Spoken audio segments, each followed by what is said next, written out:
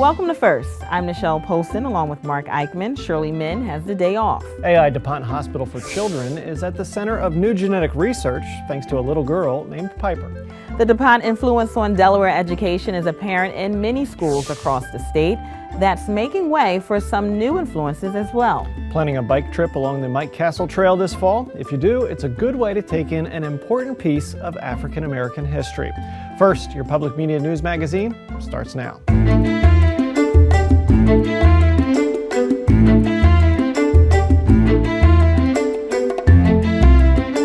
Innovations and breakthroughs in the medical world often come from unexpected places.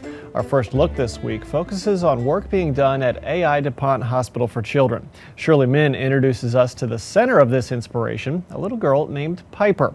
A medical mystery sent her family searching for answers, and now the hospital will continue looking for more solutions because of Piper's condition.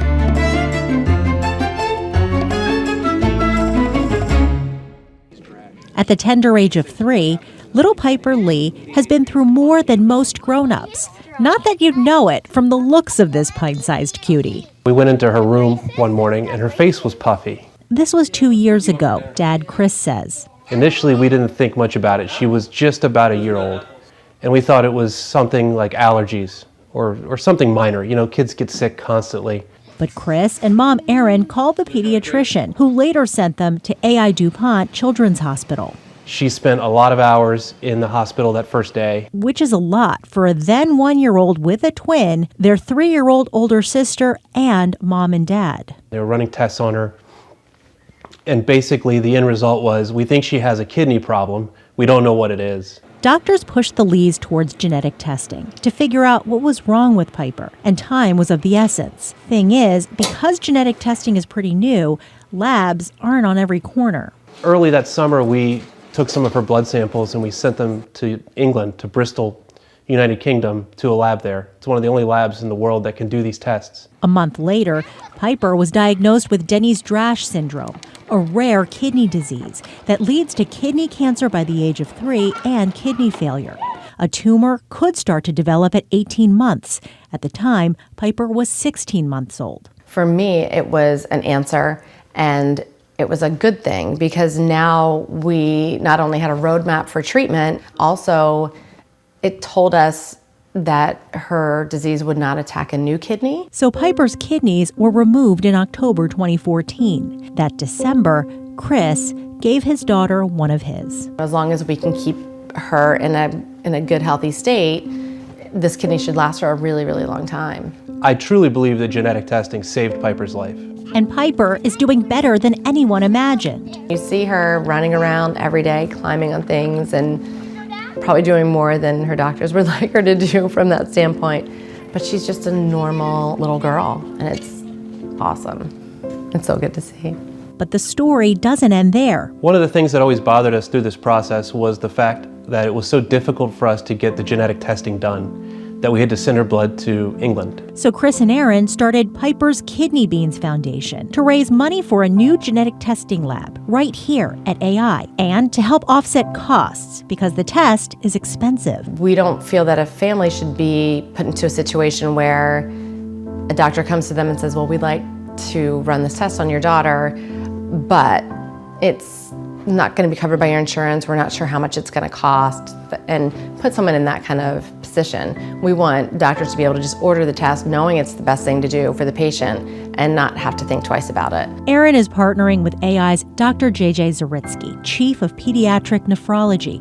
Simply put, he's their kidney guy. I interviewed Dr. Zaritsky using Skype because he was out of town. Here, patients are able to get state-of-the-art treatment in their backyard.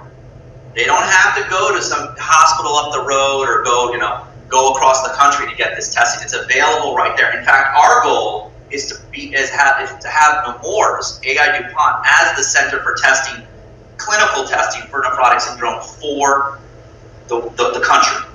He's creating a test that basically is going to mimic the test that Piper had done in Bristol, but then he's also adding more genes to that.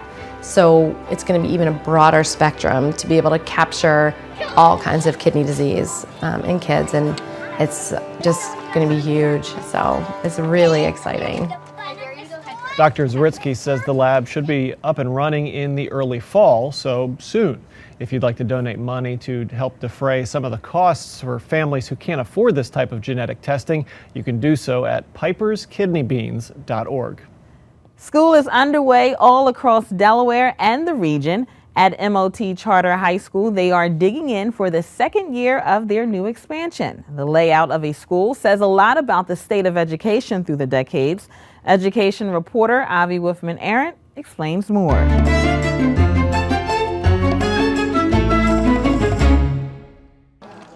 Just outside the windows at MOT Charter High School in Middletown, you can catch glimpses of the past, but inside the focus is on the present.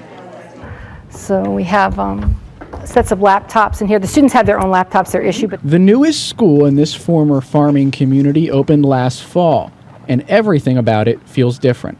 So these are made so that the classroom teacher or the students, they can open the space and they'll leave them open even acoustically. They can still be working. Classroom walls are made of glass. Students work together in open breakout areas where they can write on the walls. The building looks like one massive hallway, which is a reflection of the school's philosophy, says Principal Elaine Elston. We said we would like natural lighting in every space possible, spaces for collaboration, ways to have flexible furniture and different groupings, and transparency. And we just gave that to the architects. They came back with this design. MOT High School has two academies, one in the arts, the other in the sciences. This new building, with its airy, flexible spaces, is designed to anticipate the future of education and the future of the workplaces MOT students hope to join. Engineers never work in isolation. It's not the days of, well, if you're just really good at math and you can calculate, you can be an engineer. Engineers have to talk to a variety of other people that are bringing things to the project. So same thing for our kids. We want them starting, even before 9th grade, but especially here in the high school, to be able to communicate their ideas, problem solve, work together, listen to others, filter that information, and come out with the best solutions possible. There's a lot of undefined space at MOT Charter, kind of like the open offices you see at tech startups. And that's on purpose. MOT doesn't want its students to master a bunch of separate disciplines. Instead, the school wants its students to master the art of learning so they can keep up in an ever-changing world. They have to be the hardest working, the best problem solvers, the most innovative, the most creative, and the best takers in of information and the best communicators out of communication. So that's what we're building, and this space allows that, and I hope that all education is moving in that trend, because it would be a disservice to children for us not to do that. Almost exactly 80 years ago, the DuPont family was also thinking about the future of education. They had industries here in the first state that needed an educated workforce. It was impractical for them to go looking to Jersey, Philadelphia, whatever, for that workforce when you could have a homegrown workforce of equal ability. One problem. At the dawn of the 20th century, Delaware's education system was among the nation's worst, and its facilities reflected that, says local historian and city planner Patricia Maley. You're thinking, or should be thinking, the proverbial one-room schoolhouse, where I teach you, you teach George, George teaches Susie, and it goes down to the little kid who's running around screaming. Starting in 1920, the DuPonts helped build a flurry of modern schools, and in 1935 came the crown jewel, Pierre S. DuPont High School in Wilmington. You can see as we walk into it, it is a glorious space. P.S. DuPont had features that were practically unheard of at the time. A massive auditorium, 2 gymnasiums, a light-filled library, even a separate arts wing with its own decorative entryway. It was unusual. This was, as far as I know, first in the area. And certainly this made people feel that, art's something serious. When P.S. DuPont was finished, the Wilmington school superintendent called it the modern educator's ideal. The building's looming stature and ornamental flourishes signaled to everyone that education was an important public good. What the DuPonts tried to do in doing a metamorphosis of that system was to make it, the architecture, something that would inspire people coming in. That education was a wonderful thing. It was a thing of beauty, and it was also a doorway to a better life in the future.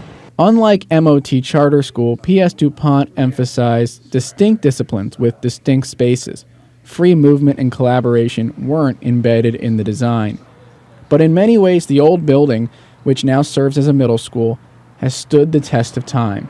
It established a benchmark, and I'm seeing in many instances schools coming back to this with the natural light, with the open spaces, and I think that's a good thing. Avi also reports those decorative elements of PS DuPont are stunning and was a sign of the times. The open space concept at MOT Charter is a throwback to the 1970s as well. The idea is, how can we encourage a better educational environment? Finding that balance is ongoing.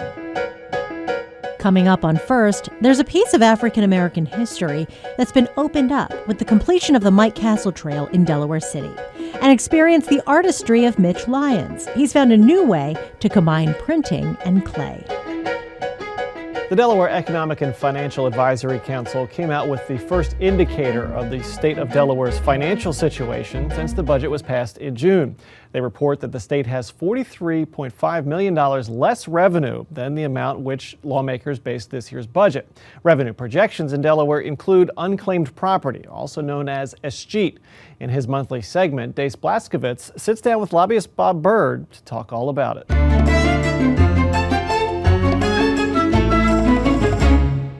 Bob Byrd, welcome back to the segment. Nice to be here, Dace. Thank you.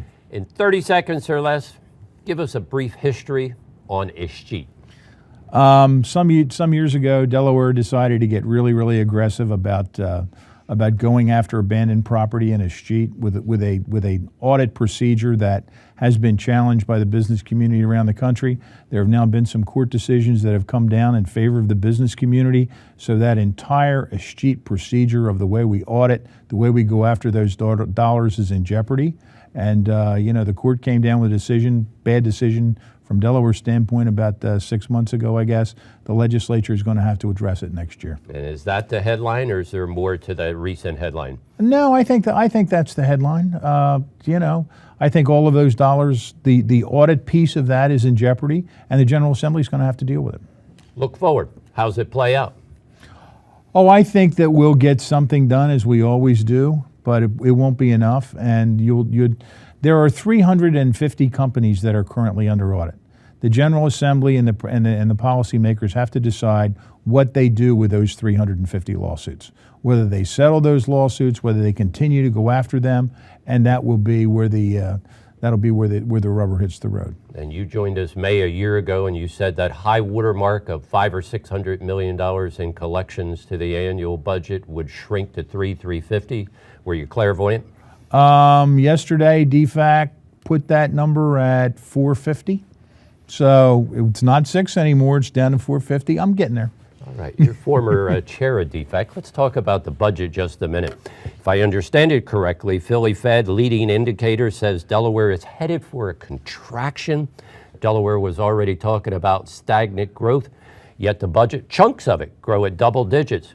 It's math, Bobby. It doesn't work. What does Bob Byrd say? I think that the General Assembly and the policymakers, the new governor, looking forward to the next legislative session, have an extremely difficult problem. They're probably looking, with the time it's all in, with door openers and everything else, you're probably looking at $350 million deficit.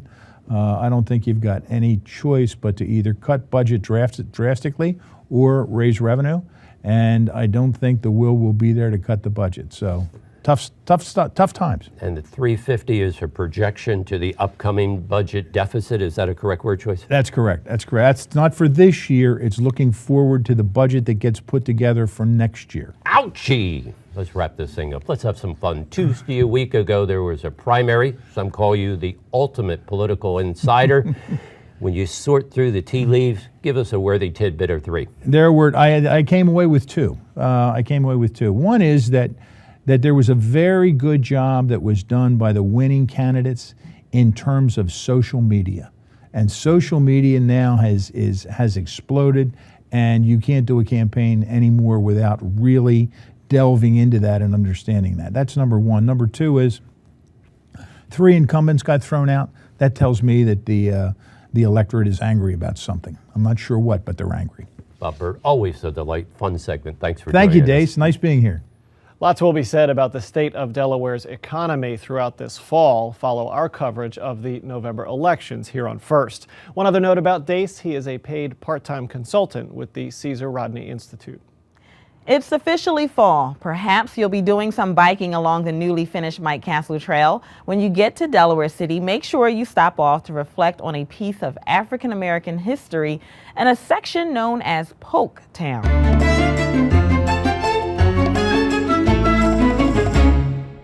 Delaware is the hub of American history. Willis Phelps Jr., president of the African Union Cemetery Group, wants everyone to know about the hidden history here in Delaware when he gets into character and portrays a black soldier who survived the Civil War, came back to Delaware wounded, and is now buried in this cemetery. My goal, our goal, is to show number one, the diversity of the war when you take African Americans and you take a place like Gettysburg where the war tide was changing in 1863, July. Well, Gettysburg had a large German population, and African Americans were there.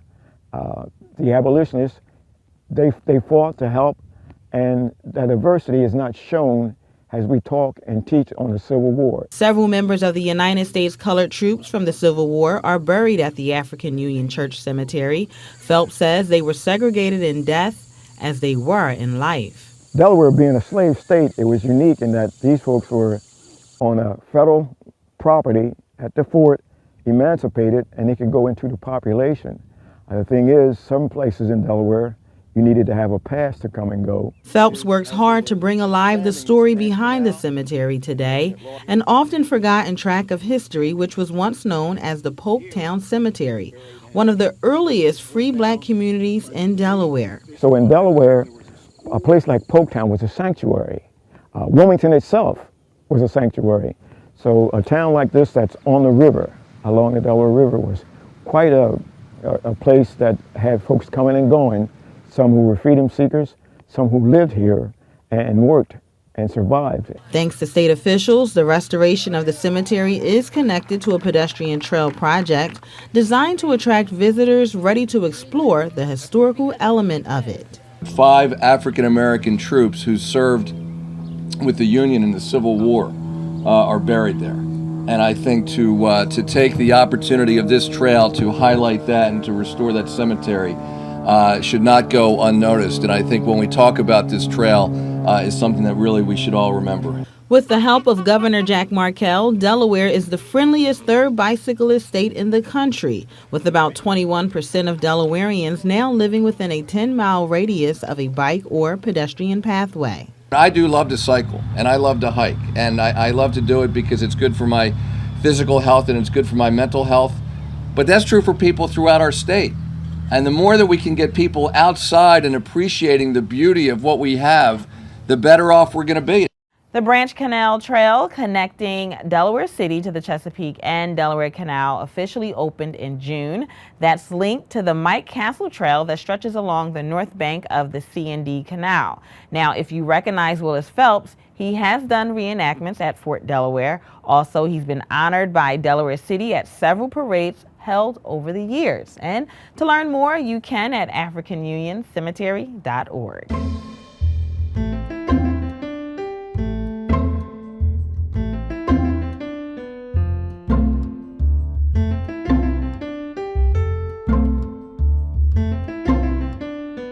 Stand By Me, a financial organization created by Governor Jack Markell, recently celebrated its 5th year helping Delaware residents with their finances. 76% of Americans reportedly live paycheck to paycheck. This financial epidemic is growing by leaps and bounds. In Delaware, Stand By Me is working to fix it.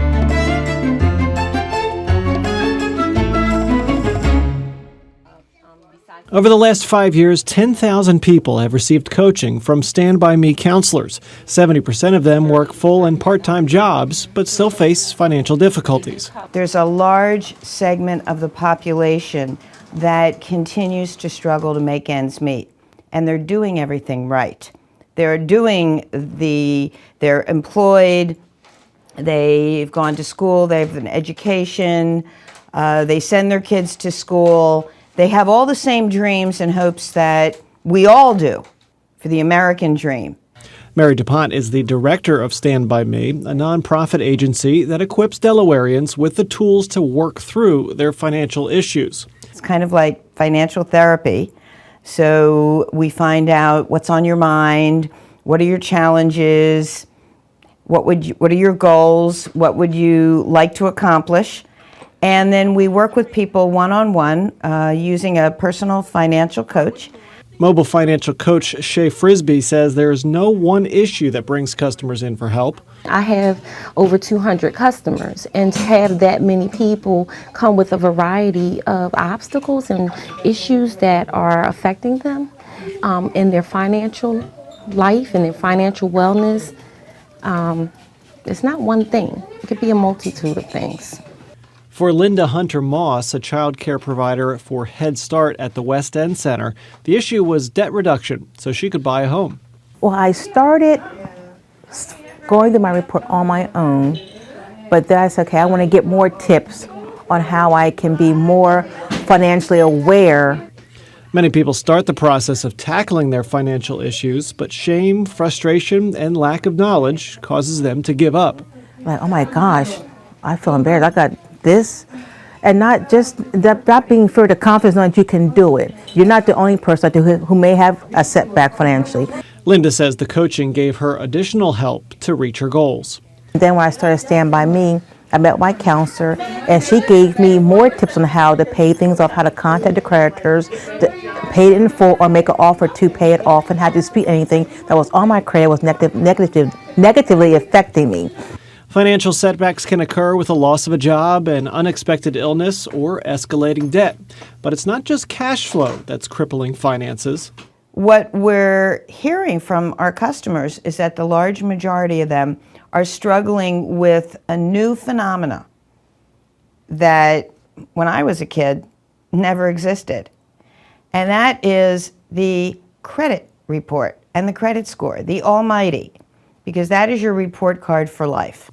That three-digit number, which ranges from 300 to 850, can be a deciding factor in getting an apartment, purchasing utilities, or getting car insurance, therefore forcing people to turn to alternative services. You have to go to predatory financial services and pay exorbitant prices on car loans, on things that we all take for granted. Forget about mortgages, but just basic consumer credit.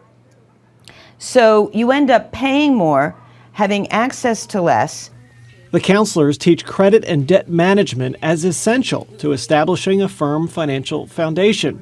And in Linda's case, it was key to obtaining one of her goals. A home is your asset, it's equity for you. And that's what I'm building right now for myself, is equity. Equity in myself. So I can start doing what I want to do in my life. I want to travel, I want to do things, and having a home is the first thing on my list. Stand By Me is not federally funded. It receives charitable contributions.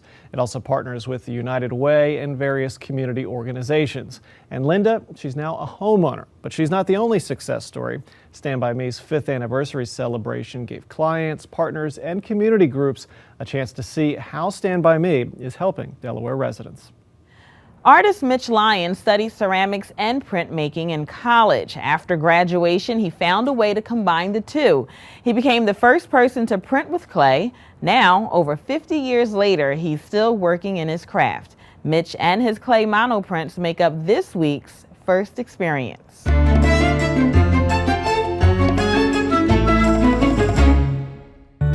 My name is Mitch Lions, and I went to an undergraduate school in Philadelphia as a printmaker. I went to Tyler for my graduate work in ceramics, and in 1968 is where I began thinking about marrying the two, printmaking with clay.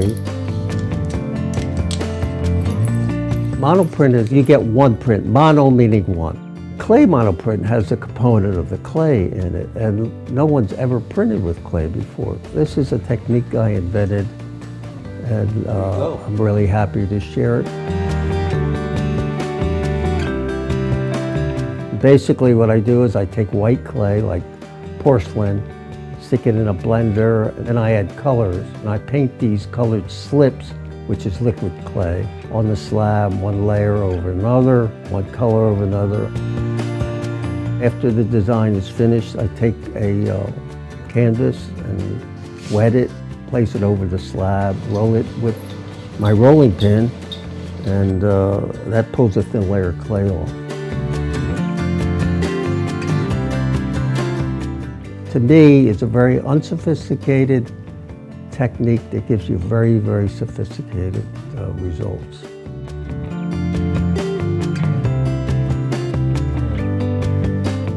For me, making the pottery and making the clay prints are the same. They're the same techniques, it's the same material.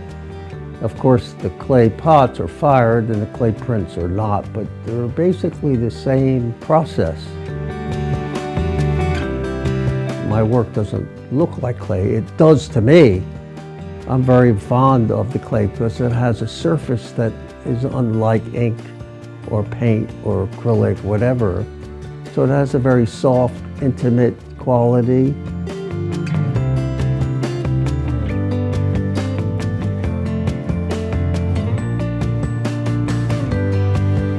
I like the freedom. You know, I come out here with a cup of coffee in the morning. I may just sit down for a couple minutes, look outside, you know, just watch the birds. I think it's the freedom, and the freedom leads to the passion. I have an affinity toward the clay, and it's the love of the material that I seem to gravitate toward. I make a living as an artist. I mean, just saying that alone is remarkable. I am so blessed by having that freedom that I could play and be a child and make work that seems to be very well accepted. It's a very childlike technique and I'm enjoying it. I'm having fun with it. I always thought that if you're going to do something for the rest of your life, you better have fun with it.